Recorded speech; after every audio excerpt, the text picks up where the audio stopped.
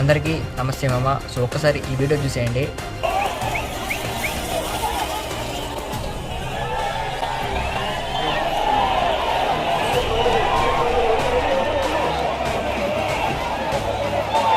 చూశారు కదా, చాలామంది చెప్తూనే ఉంటారు, నేను చెప్పాను, చాలామంది ఇంట్రెస్ట్ వెళ్ళినప్పుడు వాళ్ళు కూడా చెప్తూనే ఉన్నారు. సో జెండాలు బట్టి ఎద్దులు పట్టకూడదు, పగ్గాలు బట్టి పట్టకూడదు అని. అయినా సరే ఎవరు మారట్లేదు. వీడియో చూసాక మీకు క్లారిటీ వస్తుంది, పక్కా చూసి అర్థమైపోతుంది. జెండాలు తప్ప ఇంకేం పట్టుకోవాలి, జెండాలు బట్టి ఎద్దుని పట్టినారు. సో అది చాలా తప్పు. ఒకసారి ఎద్దుని పట్టినారంటే ఎలా పట్టారని చూడరు, కానీ ఎద్దుని పట్టారనే పేరు మాత్రం వస్తుంది. సో పట్టే వాళ్ళకి ఒకటే చెప్తున్నా, దమ్ము ధైర్యం ఉంటే ఎద్దు పలకం పట్టుకోండి, ఎద్దు దగ్గర వచ్చి ఎద్దునే పట్టుకోండి, అంతేగాని జెండాలు పగ్గాలు బట్టి పట్టనే పట్టకూడదు. సో మన చిన్నప్పుడు జెండా చేయమంటే చాలామంది యూత్ వాళ్ళు అల్లికాడ అల్లి మధ్యలో అల్లి లాస్ట్లో ఒక 5 మంది ఉండేసి ఎవరన్నా అల్లి వెనకాల పలకబట్టినా, అలాగే అల్లి ముందు జెండాలు అవన్నీ పట్టినా సరే కొట్టడం అయితే జరిగింది.